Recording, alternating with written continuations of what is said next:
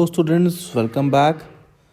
आज हम लोग बात करेंगे लैंड के बारे में। जैसा कि आप जानते हैं कि हम लोग ने गेस्ट पेपर अपलोड किया हुआ है अपने यूट्यूब चैनल पे, और ये गेस्ट पेपर का मैंने आपको प्रॉमिस किया था कि सारे क्वेश्चंस मैं आपको समझाऊंगा और उसको कैसे आपको एग्ज़ाम में लिखना है वो भी मैं बताऊंगा।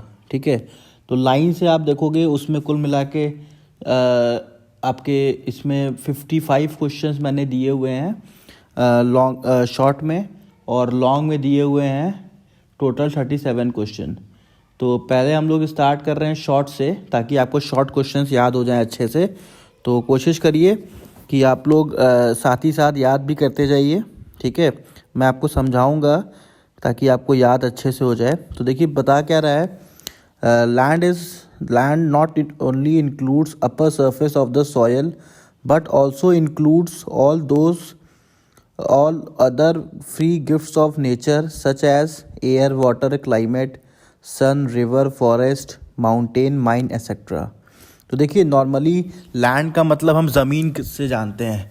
ठीक है, तो इकोनॉमिक्स में जब हम लैंड की बात करते हैं तो यहाँ पे थोड़ा सा कॉन्सेप्ट हमारा बदल जाता है। यहाँ पे कुछ चीज़ें और जुड़ जाती हैं। तो लैंड में हमारा फ्री गिफ्ट ऑफ नेचर भी आ जाता है।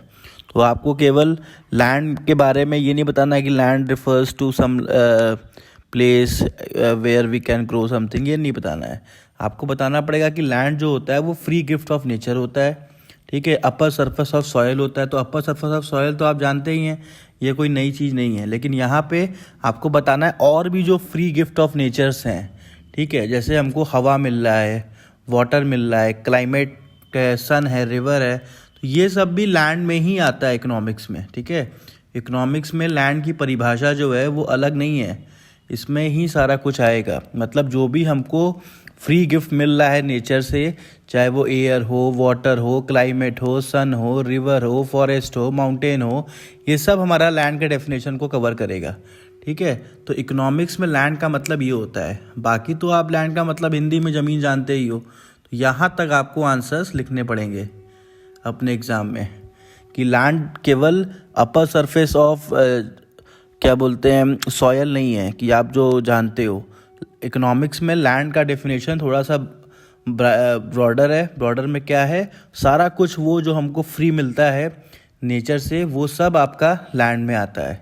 एयर हो गया, वाटर होगा, क्लाइमेट हो गया। तो ये सारा एग्जाम्पल्स भी आपको एग्ज़ाम में लिखना पड़ेगा, तब जाके आपको अच्छे मार्क्स मिलेंगे।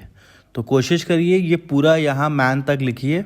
ठीक है, और बहुत ही सिंपल सा है। अगर आप इसको याद नहीं करना चाहते तो आप केवल इतना अपने दिमाग में बैठा लीजिए कि ज़मीन का मतलब, लैंड का मतलब इकोनॉमिक्स में ये है कि जो भी चीज़ें आपको नेचर से फ्री में मिल रही हैं, और प्लस जो आपका सॉयल वाला है मतलब अपर मोस्ट लेयर, वो लैंड होता ही है। लैंड तो वो होगा ही, साथ ही साथ जितनी भी चीज़ें हमको फ्री में नेचर से मिल रही है, मतलब नेचर से एक्सट्रैक्टेड जितनी भी चीज़ें हैं सब लैंड में आएंगी।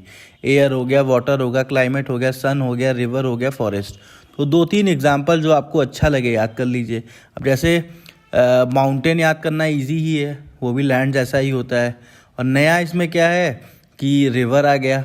अभी तो रिवर को हम पानी ही जानते थे, ठीक है, लेकिन पानी आ गया यहाँ पे, वाटर भी आ गया, वाटर पानी रिवर हो गया, ऐसे याद कर लीजिए।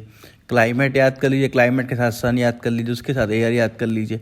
तो इसको भी याद करना भी बहुत ईजी है। इस तरीके से आप याद करेंगे तो आपके दिमाग में बैठ जाएगा कि लैंड क्या होता है। ठीक है, इसीलिए इन वीडियोज़ को हम लोग बना रहे हैं ताकि आपको लर्निंग स्किल आपके अंदर आ सके, आप समझ सकें क्या करना है। ठीक है, ज़रूरी नहीं है यही देख के एकदम कॉपी कर दीजिए, आप समझिए और उसको फिर अपने वर्ड्स में भी लिख सकते हैं। थैंक यू स्टूडेंट्स, हमारे चैनल को सब्सक्राइब और शेयर करना नहीं भूलिएगा, और आगे वीडियोस मिलेंगे आपको बाकी क्वेश्चंस के। Thank you.